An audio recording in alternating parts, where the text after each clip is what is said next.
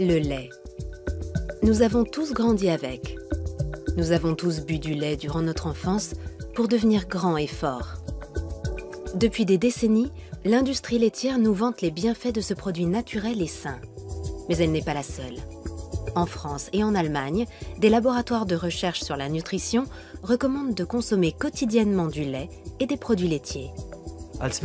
Sous l'œil d'un scientifique, la variété de nutriments contenus dans le lait est phénoménale. Mais le lait est-il vraiment aussi bon qu'on le prétend? Aujourd'hui, son image est écornée. Et depuis plusieurs années, les pros et anti-lait se livrent un combat acharné. Le lait, sous sa forme actuelle, n'a plus grand-chose en commun avec le lait tel qu'il était à l'origine. Pour ces détracteurs, le lait favorise les maladies dites de civilisation, comme les allergies, le diabète, la migraine et même le cancer. Le lait est un dopant biologique. Nous sommes face à un système qui stimule en permanence notre croissance. Je pense que les maladies de civilisation sont dues à une croissance trop rapide. Dans la bataille du lait, pro et anti-lait s'accusent mutuellement d'alimenter la polémique. Résultat, le lait et ses dérivés comptent aujourd'hui parmi les aliments les plus sujets à controverse. On étudie, on regarde, on n'est pas comme ça dans ce combat. Moi, je n'ai pas de combat, c'est les anti-laits qui sont en combat. Alors, qui croire? Le consommateur est désorienté. Le lait est-il bon pour la santé? Ou est-il responsable de certaines maladies? Nous avons voulu faire toute la lumière sur cette question.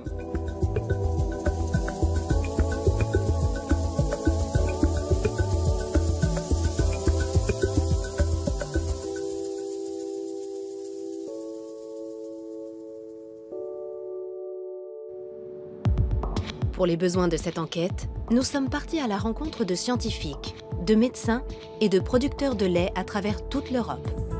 Première étape, la Bretagne. Nous avons voulu savoir comment le lait est fabriqué aujourd'hui et quel est l'impact de sa transformation sur les consommateurs. La coopérative laitière Laïta a accepté de nous recevoir.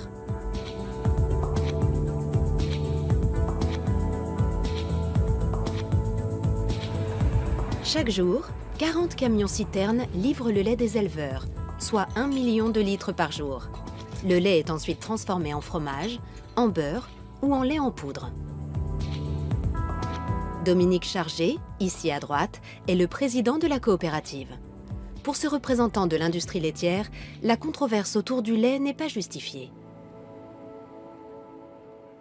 Alors, le lait est un aliment recommandé par les nutritionnistes, c'est un aliment de base, c'est le premier que nous consommons à notre naissance et il est recommandé par le Programme national de nutrition santé.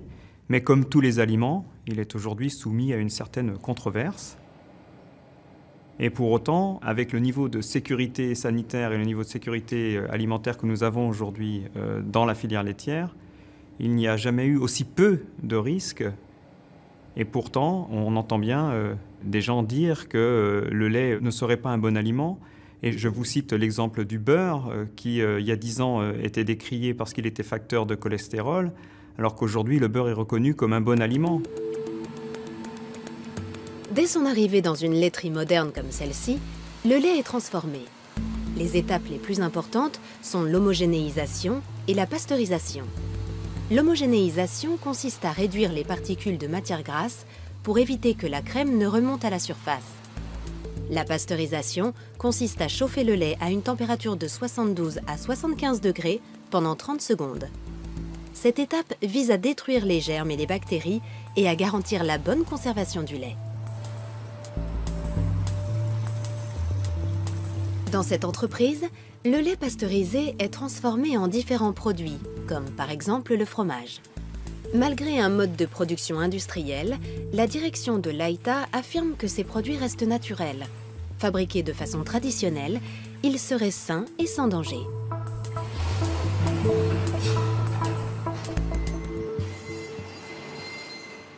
Nous fabriquons des produits à base de lait, comme le beurre, comme le fromage, comme les yaourts, de la même façon que nous les fabriquions il y a 40 ans, 50 ans.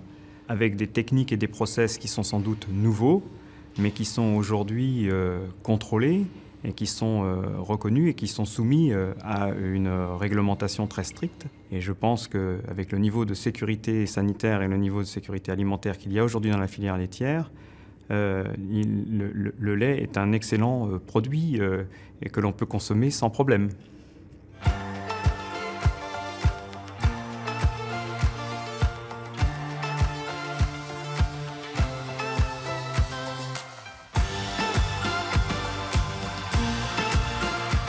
Et vous, c'est quoi votre milk moment? Le lait serait donc sans danger? Ce n'est pas l'avis de certains spécialistes. Nous poursuivons notre voyage à Innsbruck, dans les Alpes autrichiennes. Notre objectif, découvrir si la transformation du lait a un impact sur notre santé.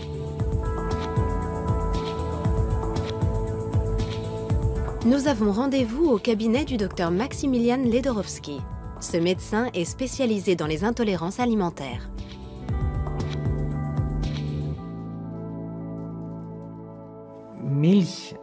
Le lait, sous sa forme actuelle, n'a que très peu de points communs avec le lait tel qu'il était à l'origine. Il subit entre 20 et 30 étapes de transformation, allant de la montée en température, en passant par le stockage, le refroidissement, l'homogénéisation, puis la pasteurisation, à la séparation des globules, des matières grasses, etc. À la fin, entre le produit de départ et le produit d'arrivée, il n'y a que le nom qui soit resté le même. Parmi les patients du docteur Ledorowski, beaucoup souffrent d'intolérance alimentaire. Des pathologies qui, selon lui, sont souvent liées aux méthodes de transformation de l'industrie agroalimentaire.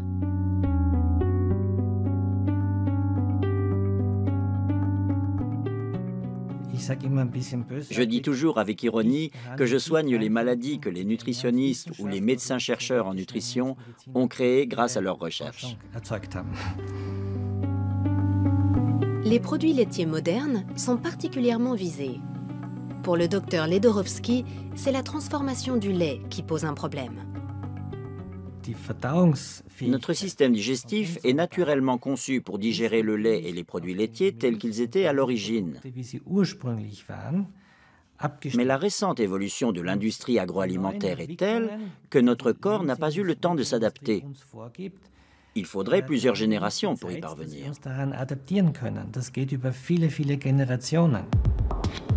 Les méthodes de transformation modernes ont-elles fait du lait un produit industriel difficile à assimiler? Voyons ce qu'en pensent les établissements de renom spécialisés dans la nutrition. En France, l'Institut Pasteur de Lille est le premier centre de recherche fondamentale au monde.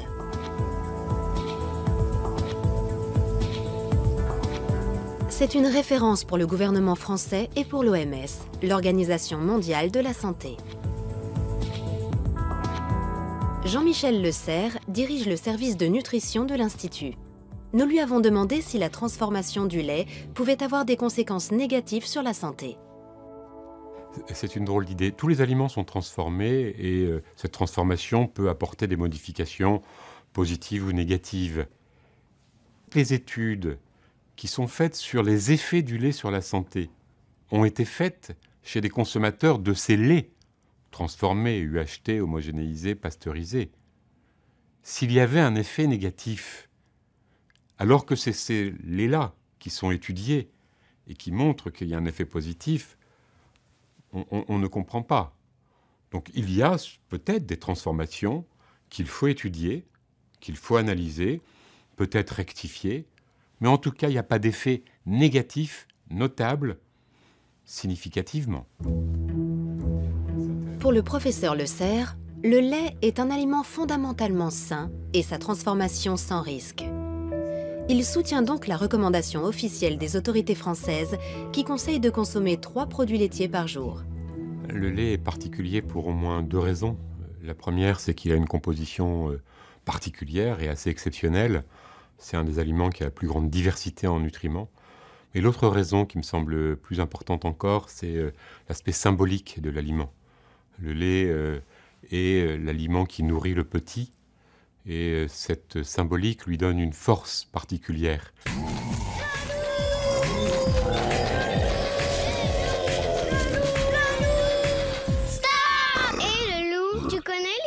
de Paf Paf Paf le loup? Alors, c'est l'histoire de 3 petits cochons qui mangeaient 3 produits laitiers par jour. Quand tout à coup, le loup! Les produits laitiers sont nos amis pour la vie. En Allemagne aussi, l'Institut national de nutrition financé par l'État encourage la consommation de produits laitiers. Idéalement, l'Institut préconise la consommation d'1 quart de litre de lait écrémé et de 2 tranches de fromage maigre par jour. L'Allemagne et la France sont les 2 plus gros producteurs de lait d'Europe. Dans ces 2 pays, l'industrie laitière est un acteur économique de poids. La France produit près de 25 millions de tonnes de lait de vache par an. L'Allemagne en produit près de 32 millions. Ces quantités colossales s'expliquent par l'efficience des élevages, mais aussi par l'utilisation de vaches à haut rendement et d'aliments concentrés.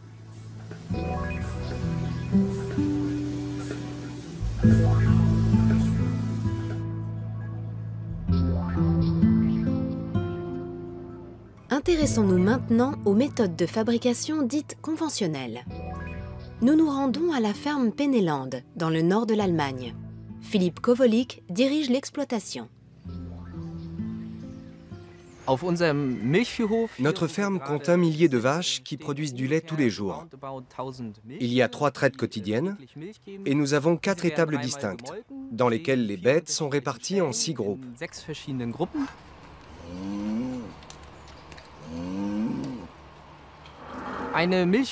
Au cours de leur vie, nos vaches laitières fournissent 28 000 litres de lait, soit une moyenne de 9 500 litres par an.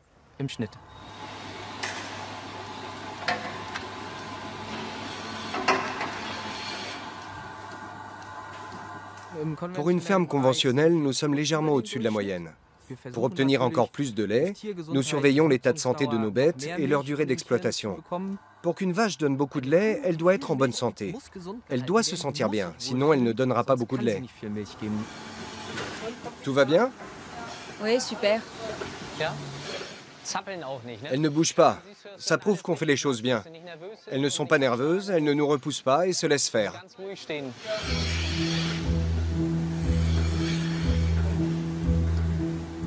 La qualité du lait et de ses nutriments est liée aux conditions d'élevage des bêtes, à leur état de santé et à leur alimentation.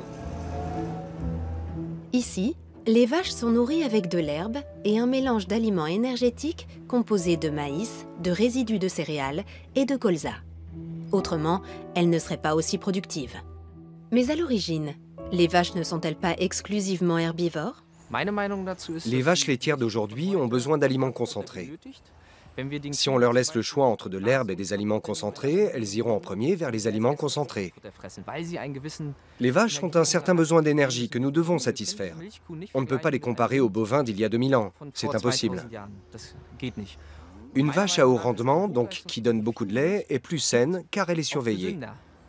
Seule une bête bien soignée peut être en bonne santé et donner beaucoup de lait. Une vache ne fait pas ça toute seule. Le lait ne tombe pas par magie dans la cuve ou dans la bouteille. Avoir des animaux en bonne santé et productifs demande beaucoup de travail. Pour Philippe Kowolik, un élevage ultra performant n'a pas d'impact négatif sur la qualité du lait. Au contraire, dans l'ensemble, le lait serait même meilleur. Les nutriments sont restés les mêmes. Si on regarde 20 ou 30 ans en arrière, rien n'a changé. La qualité du lait s'est même améliorée grâce à la chaîne du froid, toujours à 4 degrés. Il faut refroidir le lait très vite. Ensuite, il part à la laiterie dans des camions-citernes. Toute cette chaîne est extrêmement efficace. Elle est contrôlée en permanence. Une fois par mois, on vérifie la qualité du lait de chaque vache. Il y a tellement de contrôles que je peux affirmer en toute bonne conscience que la qualité du lait s'est améliorée.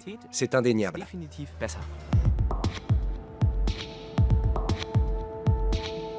La qualité du lait s'est-elle réellement améliorée?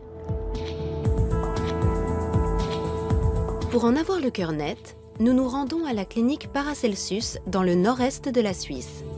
Ce centre de médecine globale propose, en plus de la médecine conventionnelle, des méthodes complémentaires comme l'homéopathie. Thomas Rau est le médecin-chef de la clinique. Depuis des années, il dénonce les méfaits des produits laitiers, plus précisément ceux d'une protéine contenue dans le lait, la bêta-lactoprotéine, qui peut provoquer des allergies. Les vaches ont changé. Elles sont nourries différemment. Chez la vache aussi, l'alimentation joue un rôle essentiel, car ce qu'elle mange se retrouve dans son lait. De nombreuses analyses prouvent que le lait a fondamentalement changé depuis 1983. Il contient désormais beaucoup plus de bêta-lactoprotéines. De façon générale, il est plus riche en protéines. En revanche, il contient nettement moins d'acides gras de type oméga 3. Il a également perdu énormément d'oligo-éléments. En définitive, le lait est quasiment devenu un produit industriel. Ce n'est plus le même lait. Quelles sont les conséquences d'une telle évolution sur l'homme? Pour le savoir, nous reviendrons plus tard vers le Dr Rau. En attendant, peut-on penser qu'il y a moins de risques avec le lait bio? Et quelle est la différence entre le bio et le conventionnel? Nous poursuivons notre voyage en Suisse à la ferme Rheinau. Cette exploitation bio observe le cahier des charges strict des directives écologiques Déméter. La ferme compte 70 vaches seulement. Elles ont encore des cornes et chacune a un petit nom. Martin Ott est un agriculteur bio. Il est aussi l'ancien directeur du site. En termes de production, Martin Ott s'est fixé pour objectif de ne pas mettre ses vaches sous pression. Il y a 200 ans, la championne du monde produisait environ 2000 kilos de lait par an. Aujourd'hui, on en est à 27 000. Une telle quantité de production ne peut se faire qu'au détriment de la santé des bêtes. En plus, nous avons des surplus de production. Résultat, les prix baissent, la pression augmente encore plus, et nous voici dans la spirale que nous connaissons. Mais j'ai fait une découverte formidable. Il suffit de bien comprendre la vache. Il faut la comprendre dans ce qu'elle fait de mieux, et lui rendre ce rôle qu'elle a toujours joué, et qui consiste à manger de l'herbe.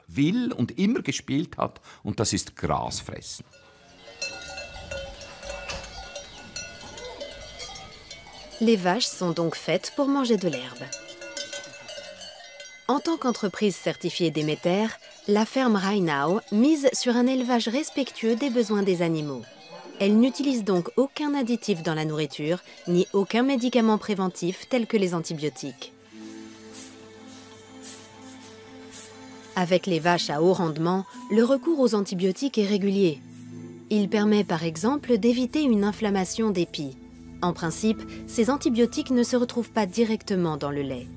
Mais de façon détournée, ils peuvent avoir un impact sur la santé des consommateurs. L'étude des statistiques nous apprend qu'une vache européenne dite normale reçoit un traitement par antibiotique une fois par an. Ce sont des médicaments ultra efficaces qui perturbent l'équilibre bactériologique du lait.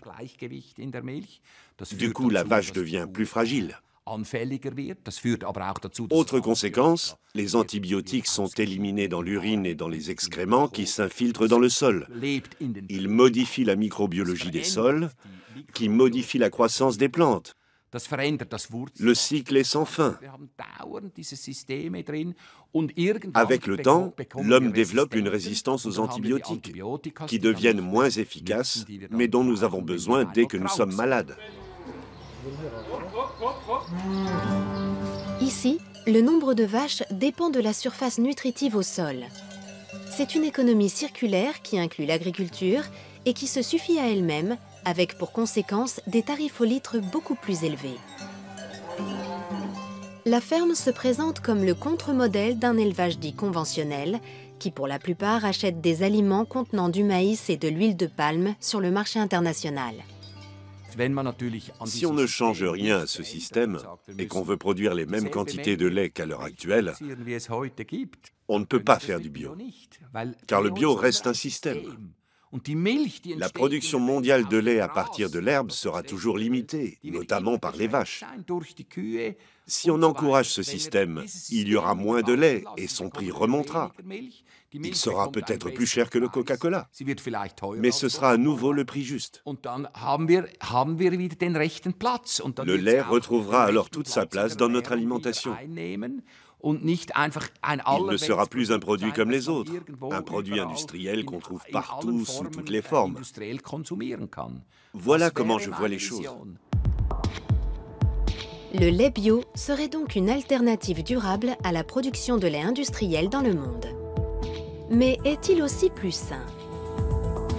Nous partons à Karlsruhe, dans le sud-ouest de l'Allemagne. L'Institut Max Rubner est le centre de recherche national pour l'alimentation et la nutrition. Nous avons rendez-vous avec le professeur Bernhard Watzel. Il dirige le département de physiologie et de biochimie de la nutrition.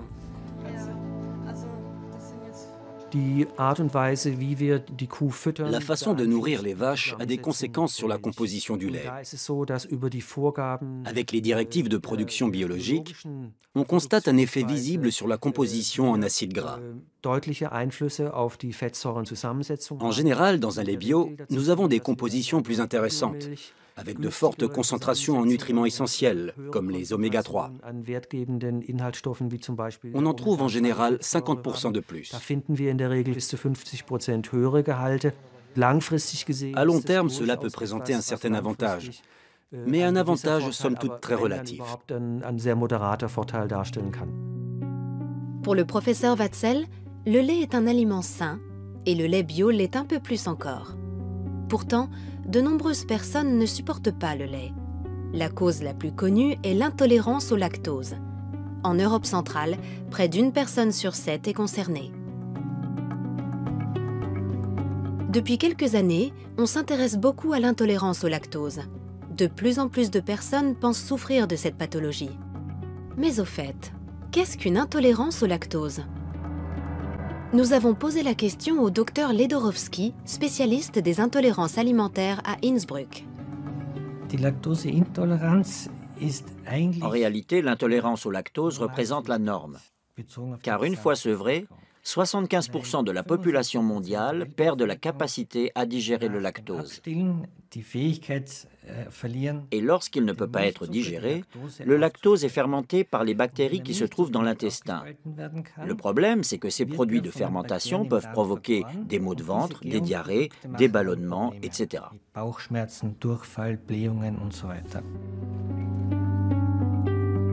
D'après le docteur Ledorowski, l'intolérance au lactose est de plus en plus fréquente. Mais ce n'est pas le seul problème. Ce phénomène s'explique notamment par une augmentation de la consommation de lait. Mais c'est aussi la façon de transformer le lait qui est en jeu. La transformation des produits laitiers comporte tellement d'étapes qui peuvent déclencher une réaction que les intolérances augmentent forcément.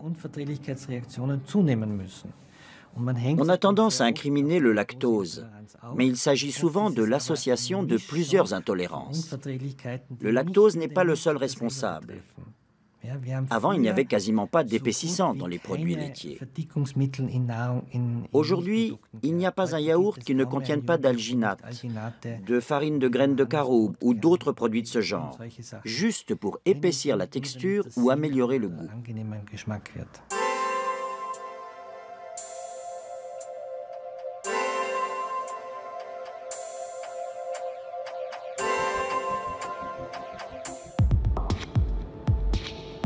La publicité pour les produits laitiers incite à consommer plus de lait. En même temps, les intolérances sont de plus en plus nombreuses et le lactose n'est pas le seul en cause. Bien souvent, les symptômes sont inattendus. Cet homme en a fait l'expérience. Alain Gouriou vit avec sa famille près de Paris. Avant, il mangeait plusieurs yaourts par jour. Puis, il a commencé à souffrir de migraines. Il n'a d'abord pas fait le rapprochement avec sa consommation de produits laitiers. J'avais des maux de tête persistants, environ 2 à 3 céphalées par mois, qui pouvaient s'étaler sur 2 ou 3 jours si je ne les gérais pas avec de l'ibuprofène.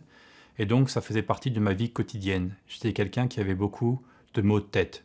Donc, je me suis dit, je vais aller voir un neurologue. Et il se trouvait que ce soit le docteur Aranda. Le docteur Aranda exerce dans une clinique de Courbevoie en banlieue parisienne. Ce neurologue reçoit souvent des patients comme Alain Gouriou. 20 et quelques années que je conseille d'arrêter le lait aux gens qui ont des maux de tête, vous êtes peut-être le 3 millième à me donner le même témoignage. Donc la répétition de l'expérience est toujours un argument de véracité, si on peut dire. Alors, je suis arrivé donc dans le cabinet de Dr Aranda, je lui ai exposé mon problème qui était effectivement donc des céphalées assez régulières. Et il l'a posé à un moment, il m'a regardé, il a dit « on va essayer quelque chose, vous allez essayer d'arrêter les produits laitiers et voir ce que ça donne ». J'étais un peu déçu, je me suis dit tout ça pour ça, un mois d'attente, voilà, pour arrêter les produits laitiers. Donc c'est vraiment ça, enfin c'est la discussion qu'on a eue ensemble.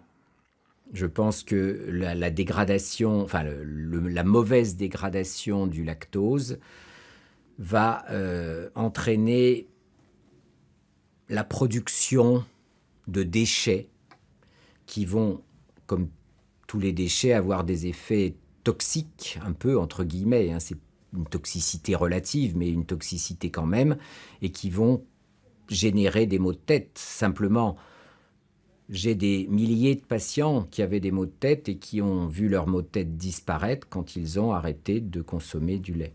Bien, et les maux de tête, donc il n'y en a pratiquement plus. Il y en a eu quelques-uns récemment qui sont revenus, mais vraiment, enfin pas aussi, vraiment... Très léger. Très très léger, voilà.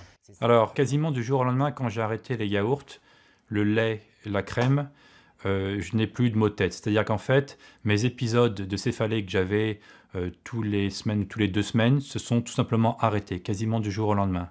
Maintenant, est-ce que c'est lié directement à la non-consommation de produits laitiers? Ça, je ne pourrais pas vous dire.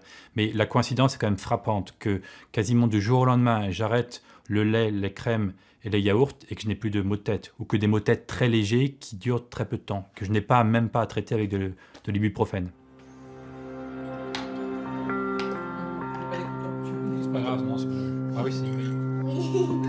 Aujourd'hui, c'est toute la famille Gouriou qui a en grande partie renoncé aux produits laitiers. Ils les ont remplacés par des substituts végétaux, comme le lait de riz. Beaucoup de gens qui consomment du lait avec des troubles intestinaux se plaignent d'être fatigués, de mal dormir, d'avoir la tête un peu embrouillée. Tout ça, ce ne sont pas des maladies, c'est pas bien étudié dans les études scientifiques, mais dans mon expérience, c'est vraiment très souvent mieux quand les gens arrêtent de lait. Ils se sentent plus en forme, plus en forme, la tête plus performante, etc. Retour à l'Institut Max Rubner.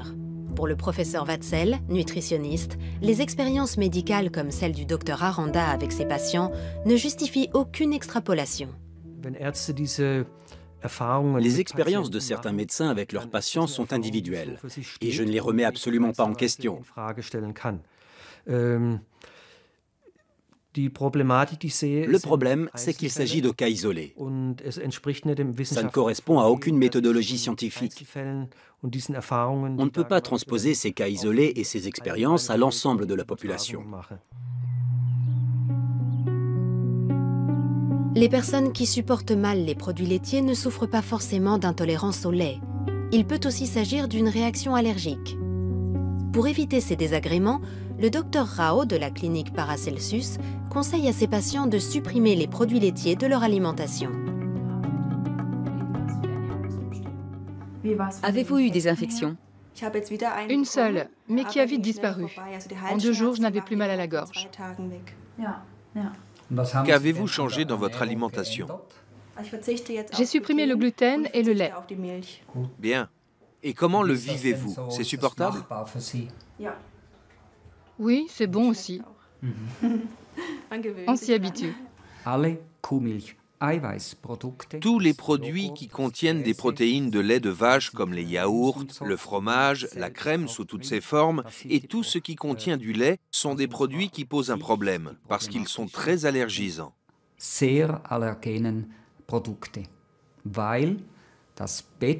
La bêta-lactoprotéine, la protéine de lait de vache, est de loin l'allergène alimentaire le plus fréquent. Beaucoup plus fréquent que le lactose et beaucoup plus fréquent que le gluten, les fruits à coque ou autres.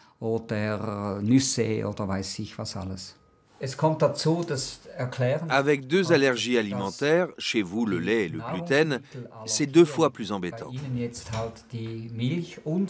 Car elles peuvent détruire la flore intestinale et même la muqueuse intestinale. C'est tout le système immunitaire qui est perturbé.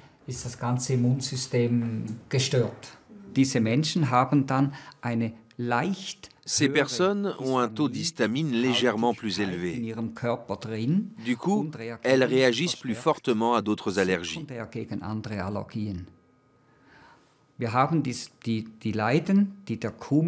Les personnes allergiques au lait de vache, et plus rarement les patients allergiques au gluten, donc atteints de la maladie cœliaque, peuvent avoir des allergies secondaires. Elles peuvent être allergiques au pollen, aux fraises ou aux poils de chat. Ce sont des allergies croisées. Selon certaines estimations, environ 1% des adultes en Europe centrale seraient allergiques au lait de vache. À la clinique Paracelsus, en revanche, les chiffres sont beaucoup plus élevés.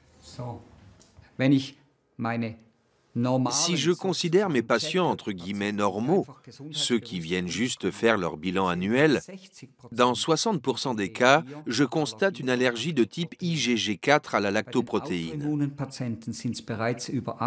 Chez les patients atteints de maladies auto-immunes, on arrive à plus de 80%.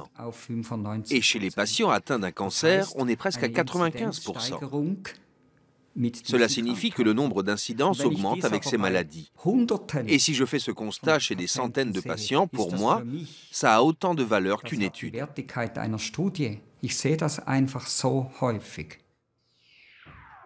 D'après les conclusions du Dr Rao, le lait et ses dérivés peuvent aussi provoquer des troubles immunitaires, c'est-à-dire un affaiblissement chronique de notre système de défense. La conséquence est une plus grande fragilité face aux infections, comme l'angine chronique ou la sinusite chronique. 1 litre de lait contient le lait de plusieurs milliers de vaches. Et ces milliers de vaches sont traitées avec des antibiotiques. Et la pasteurisation modifie les protéines. Cela crée un désordre immunologique.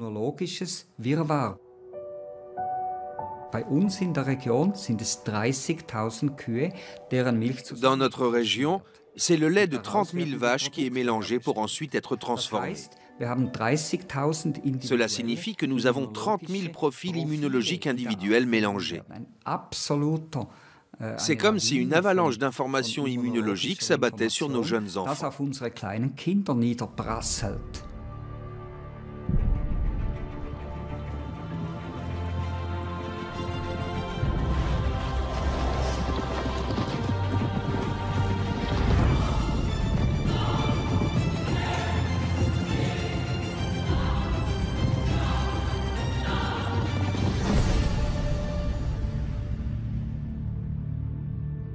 Le lait, une force de la nature. Le lait est souvent associé aux enfants. Depuis des décennies, on dit que les enfants doivent boire du lait. Nous avons tous grandi avec l'idée que le lait est bon pour la santé, que le lait fait grandir, que le lait renforce les os. Quand j'étais petit, le lait était un élément essentiel de notre alimentation. On n'avait pas besoin d'explications ni de raisons particulières, c'était comme ça. Les centres de recherche comme l'Institut Pasteur de Lille le confirment. Le lait est particulièrement recommandé aux enfants. Il a une grande diversité. Il contient des protéines de très grande qualité, de très grande diversité, avec des spécificités au niveau de leur efficacité pour faire grandir.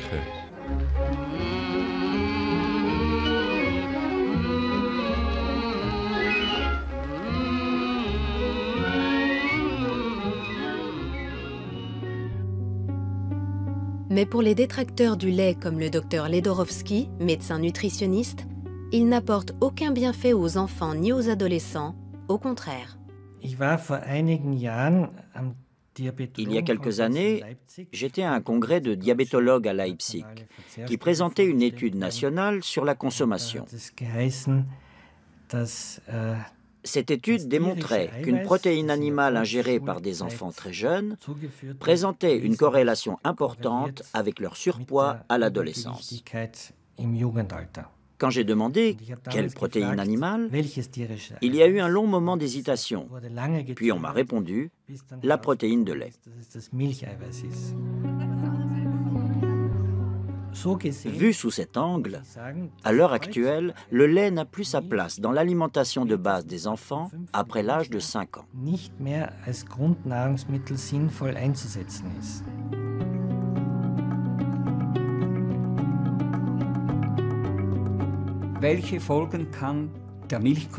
La consommation de lait peut avoir des conséquences très différentes sur les enfants.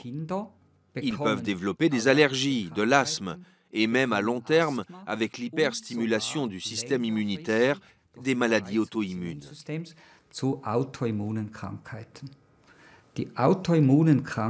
À ce jour, les maladies auto-immunes sont celles qui augmentent le plus chez les enfants. L'arthrite juvénile, le diabète et beaucoup d'autres.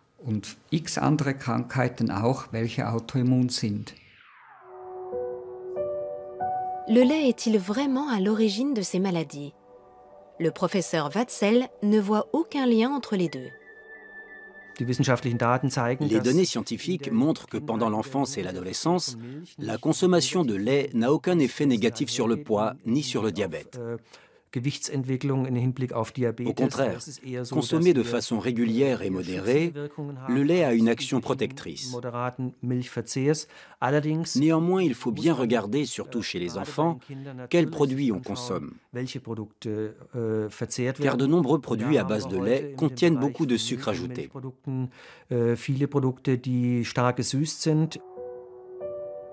Ce ne sont donc pas forcément des produits que nous conseillons pour l'alimentation des enfants. En revanche, le lait, les yaourts nature et le fromage sont tout à fait recommandés, car ils contiennent une grande variété de nutriments essentiels. Le lait est un produit naturel et de qualité. Le lait est sain et il rend beau. C'est ce qu'affirme ce spot publicitaire. Un message qui n'est pas si éloigné de l'adage selon lequel, grâce à sa forte teneur en calcium, le lait favorise le développement des os chez l'enfant et prévient l'ostéoporose chez l'adulte.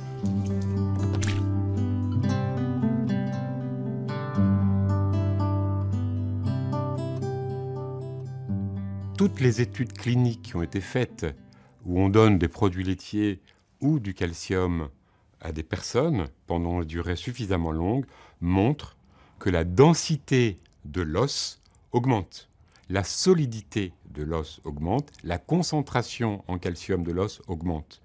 Et donc, toutes les études montrent que les produits laitiers contribuent à la lutte contre l'ostéoporose, mais ne suffisent pas, car c'est une maladie complexe où les facteurs sont multiples. Le lait et ses dérivés sont riches en calcium, c'est un fait. Admettons maintenant que nous ayons besoin de 1200 mg de calcium par jour pour avoir des os en bonne santé. Cela voudrait dire que nous devons boire 1 litre de lait par jour. Cela signifierait aussi que tous les mammifères, une fois sevrés, n'ont plus cette source de calcium et sont sujets à l'ostéoporose. Par extension, toutes les personnes sevrées et intolérantes au lactose souffriraient d'ostéoporose. Or, on constate exactement le contraire. Dans les pays où l'intolérance au lactose est endémique, les cas d'ostéoporose sont beaucoup plus rares que dans les pays où il y a peu d'intolérance. C'est le cas de l'Allemagne et de la Scandinavie, où la consommation de lait est la plus importante. En Suède notamment, la consommation de lait est très élevée. Il y a 2 ans, une étude suédoise a fait couler beaucoup d'encre en France et en Allemagne. Selon cette étude, les personnes qui boivent beaucoup de lait ont un risque de fracture osseuse plus élevé et une espérance de vie plus courte.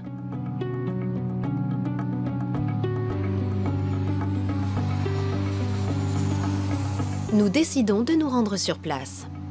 À l'université d'Uppsala, nous avons rendez-vous avec le professeur Carl Michaelsson, nutritionniste. C'est lui qui a dirigé cette étude. Il a comparé les données de plus de 100 000 hommes et femmes suédois de plus de 40 ans. Chez les femmes, nous avons découvert un risque élevé de fractures, des fractures de la hanche en particulier. C'est la fracture la plus grave chez les personnes âgées. Nous avons également noté un taux de mortalité plus important chez les femmes qui boivent beaucoup de lait. Nous avons constaté cette même tendance chez les hommes, mais à une moindre échelle. Pour le professeur Michaelson, ces résultats s'expliquent par la présence de galactose, un composant du lactose. En laboratoire, les animaux qui ont reçu du galactose ont vu leur processus de vieillissement s'accélérer. La quantité de galactose administrée à ces animaux correspond à la dose présente dans 1 à 2 verres de lait, ce qui corrobore parfaitement les résultats de notre étude. Le lait et ses dérivés seraient-ils nocifs? Pour le professeur Michaelson, la question n'est pas aussi tranchée. Son étude fait clairement la distinction entre le lait à boire et les produits fermentés comme les yaourts et le fromage. Ces derniers contiennent nettement moins de galactose, mais cette étude a permis d'autres révélations. Nous avons également découvert que la consommation élevée de fromage, de lait caillé et de yaourt était associée à un risque légèrement réduit de fractures et de mortalité, contrairement au lait. Pour l'heure, si le professeur Michaelson ne donne aucune recommandation nutritionnelle, c'est qu'il n'est pas encore arrivé au terme de son programme d'études. Cependant, pour lui, une chose est d'ores et déjà sûre. Boire du lait en grande quantité ne permet pas de prévenir les fractures. Notre étude montre que le lait augmente le risque de fracture chez les personnes âgées, alors que nombre d'autres études démontrent qu'il ne diminue pas le risque de fracture, contrairement à ce qu'ont affirmé les producteurs de lait pendant des dizaines d'années.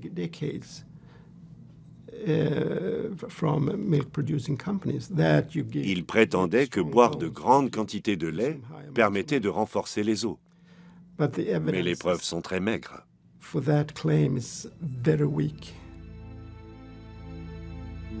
Les Français et les Allemands devraient-ils boire moins de lait pour éviter tout risque de fracture? Non, répondent les spécialistes des deux pays.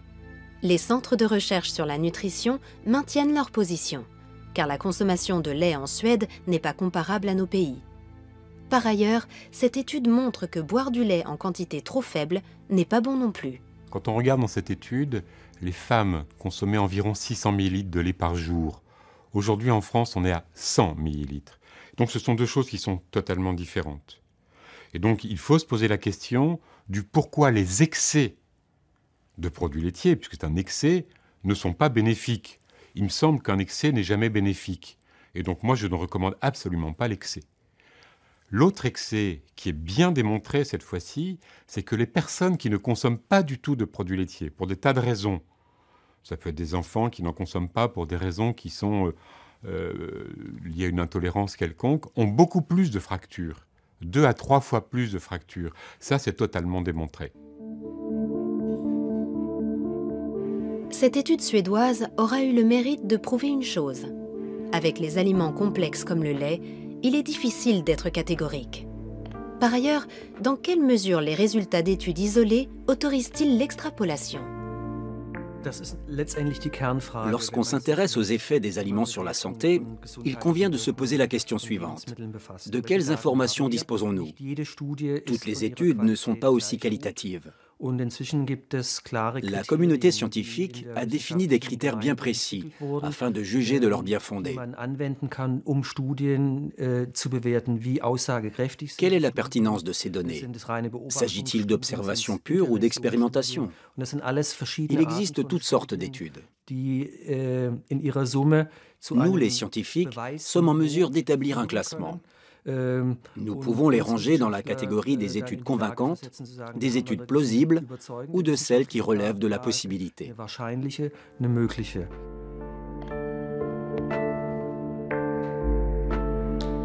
Pour la science, seule l'exploitation de plusieurs études est pertinente.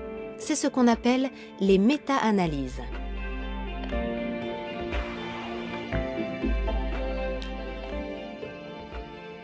Je conseille toujours aux journalistes de ne pas se fier à une seule étude, car vous en trouverez toujours une qui confortera vos arguments ou votre interprétation. Mais du point de vue scientifique, ce n'est pas juste. Nous devons prendre en compte l'ensemble des données. C'est le seul moyen d'évaluer de façon à peu près objective la valeur de ces informations.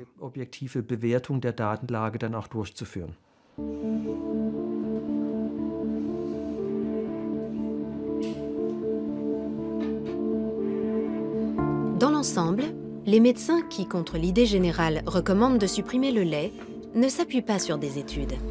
Ils préfèrent se fier à leur expérience thérapeutique avec les patients, même s'ils n'ont pas la reconnaissance scientifique que peuvent apporter des études.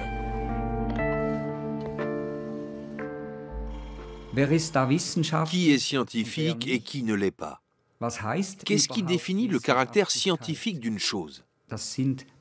Une étude, c'est l'analyse d'un groupe de personnes relativement important selon certains critères. C'est exactement ce que je fais. J'étudie un immense groupe de patients depuis 30 ans. Entre 100 et 300 personnes viennent ici chaque jour. Nous leur donnons des conseils et leur santé s'améliore.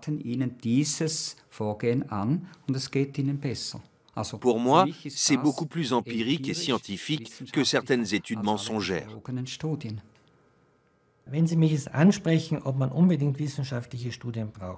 Si vous me demandez si ces études scientifiques sont vraiment indispensables, je vous citerai l'exemple de la migraine. Il n'y a aucune étude qui prouve scientifiquement ou statistiquement que les céphalées sont liées à la consommation de tel ou tel aliment. Pourtant, certaines personnes disent « Quand je mange du chocolat, j'ai mal à la tête. Quand je mange cet aliment-là, ça déclenche une migraine. » Mais je ne peux pas le prouver statistiquement. Pour autant, ces informations ont-elles moins de valeur que d'autres, alors que ma pratique me permettra d'en reproduire les effets?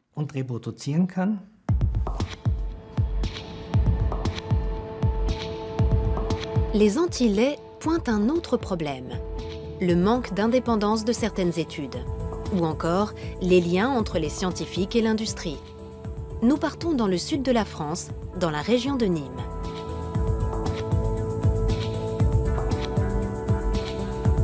Thierry Soucard est journaliste scientifique. Il est aussi éditeur et auteur militant. Il a écrit plusieurs livres très critiques sur le lait. Son cheval de bataille, dénoncer les liens entre les spécialistes de la nutrition et l'industrie agroalimentaire en France. La recommandation française de consommer 3 à 4 produits laitiers par jour ne repose sur rien. Elle ne repose sur aucune base scientifique sérieuse. Elle ne repose que sur la proximité entre les pouvoirs publics français, les personnes qui décident de la nutrition en France et l'industrie laitière. Cette proximité, je l'ai exposée en donnant les noms des responsables français dans mes livres, sans jamais avoir eu de procès ni de demande de rétraction. Thierry Soucard pose un regard critique sur l'Institut Pasteur qui, selon lui, n'est pas tout à fait indépendant financièrement. L'Institut Pasteur de Lille est un institut qui est en situation financière délicate et qui donc dépend beaucoup de l'argent de l'industrie et notamment de l'argent de l'industrie laitière. L'Institut Pasteur est une fondation privée d'intérêt public, financée en grande partie par des missions de recherche et de conseil privés. Parmi les mécènes et les mandataires de ces missions, on trouve des groupes laitiers comme Danone et Lactalis. Il reçoit un tout petit peu de fonds de l'État, mais très peu, puisque je vous disais qu'il est autofinancé à 80%. Et puis le reste, c'est la vie d'un service de recherche comme les autres. Tous les services de recherche en France, tous, ont un double financement qui est le financement propre ou financement de l'État et les financements privés. Tous les services de recherche en France sont comme ça. Thierry Soucard dénonce aussi les liens entre le professeur Le Serre et l'industrie laitière. Le professeur Le Serre est membre du comité scientifique de l'OCHA, l'Observatoire CNIEL des habitudes alimentaires. Cette organisation est chapeautée par le Centre national de l'économie laitière. Pour Thierry Soucard, il y a conflit d'intérêts. Quel conflit d'intérêts? Moi, je fais partie de ce groupe bénévolement. Voilà, donc c'est un groupe de chercheurs, des sociologues, des psychologues, des nutritionnistes. On se réunit, on mène des travaux, on dirige des thèses, on organise des colloques. On fait ça parce qu'on est passionné par notre métier. Je ne vois pas très bien où est le conflit d'intérêts. Il n'y a que lui qui n'y voit pas de problème. Toute la presse y voit un problème. Tous les gens qui s'occupent d'éthique voient un problème avec les conflits d'intérêts entre chercheurs et industriels. Mais quand vous interrogez un médecin ou un chercheur qui est lié à l'industrie pharmaceutique ou l'industrie agroalimentaire, évidemment, il ne voit pas de problème.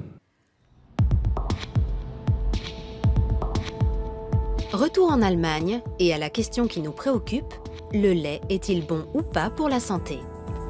L'ultime étape de notre voyage nous conduit à l'université d'Osnabrück, dans le nord-ouest de l'Allemagne.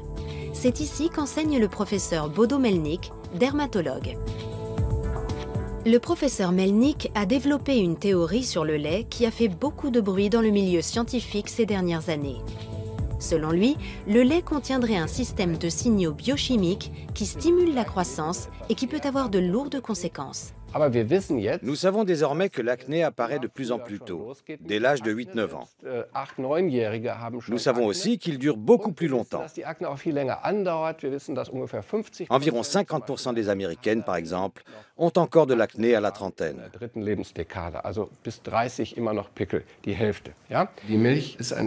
lait est un sujet passionnant.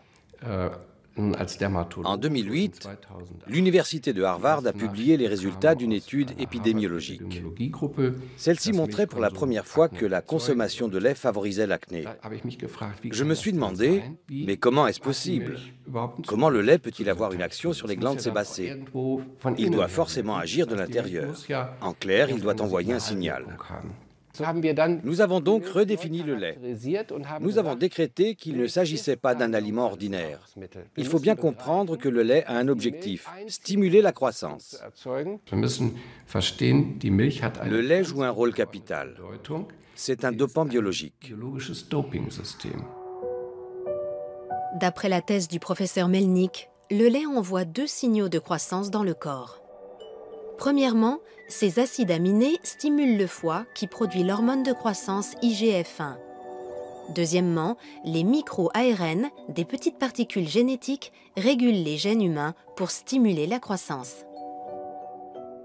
L'acné apparaît à la puberté, alors que notre corps est peut-être déjà en train de stimuler le développement anormal d'autres glandes. Et ça continue jusqu'au diabète. Si ces signaux sollicitent en permanence nos glandes, c'est là qu'apparaissent le diabète, le surpoids, l'insuline qui fait grossir les cellules adipeuses et pour finir les maladies liées à la démence. Pour Parkinson, qui est aussi une maladie neurodégénérative qui évolue en permanence, il y a une corrélation évidente avec la consommation de lait. Nous sommes face à un système qui stimule en permanence notre croissance. Je pense que les maladies de civilisation sont dues à une croissance trop rapide. Selon le professeur Mellnik, cette croissance excessive peut même augmenter le risque de cancer. Le lait contient une particule génétique spécifique également fabriquée par les cellules cancéreuses pour accélérer leur croissance. On l'appelle OncoMIR21.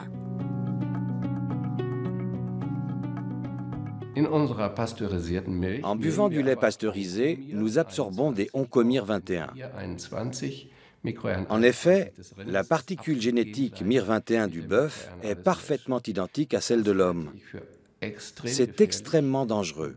Je pense que le lait pasteurisé devrait être retiré de la vente. Je conseillerais vivement aux patients qui veulent boire du lait de choisir du lait UHT, car cette étape de chauffage à très haute température annule cet effet.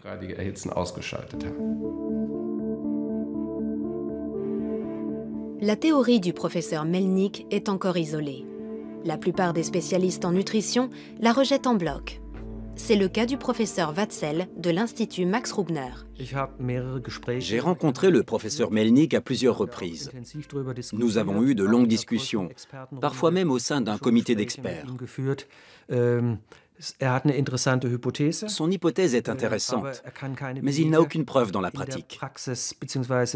Les données issues d'études expérimentales ou d'observations sur des humains indiquent le contraire. En clair, la majorité des études démontrent qu'il n'y a aucun rapport entre le lait et les maladies de civilisation. Seules les études sur le cancer sont plus nuancées. Si la consommation de lait augmente légèrement le risque de cancer de la prostate, elle diminue celui du cancer du côlon. Et pour les autres formes de cancer, les chercheurs ne voient aucun lien avec le lait. Pour ce qui est du cancer, il faut bien faire la part des choses. La seule conclusion pertinente du point de vue clinique concerne le cancer de la prostate, pour lequel une forte consommation de lait peut avoir des effets négatifs. Nous arrivons au terme de notre voyage. Savons-nous à présent si le lait est bon ou mauvais pour la santé? Les réponses sont contradictoires, les études pas vraiment parlantes. Alors qui croire? Les scientifiques qui ne jurent que par les études? Ou les médecins qui s'en remettent à leur expérience clinique? Si vous me demandez, je vous dirai que c'est moi qu'il faut croire. Je pense tout simplement que j'ai raison et que mon expérience personnelle le confirme. Je nage peut-être à contre-courant, mais je suis médecin. Je pratique la médecine traditionnelle et non la médecine parallèle. Je ne me base pas sur des croyances ésotériques quelconques, mais purement et simplement sur des études que j'ai menées moi-même et sur mon expérience personnelle. L'expérience face à la science. Pour la plupart des spécialistes en nutrition, les anti-laits sont des agitateurs motivés par des raisons idéologiques. Il faut séparer l'idéologie et la nutrition, ne pas moraliser la nutrition.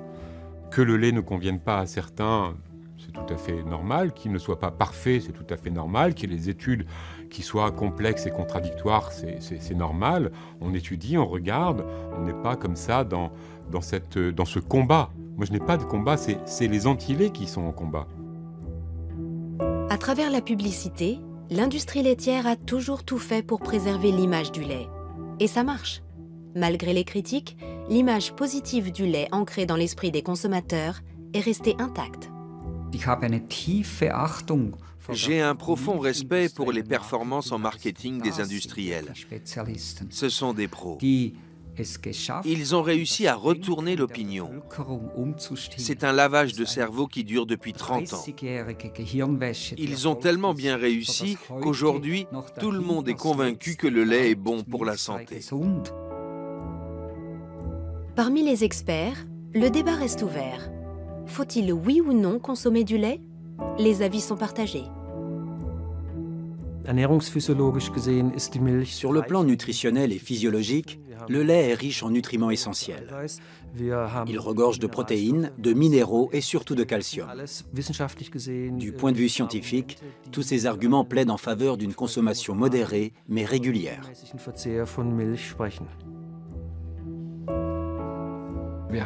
Ces produits sont désormais présents dans de nombreux domaines de notre alimentation.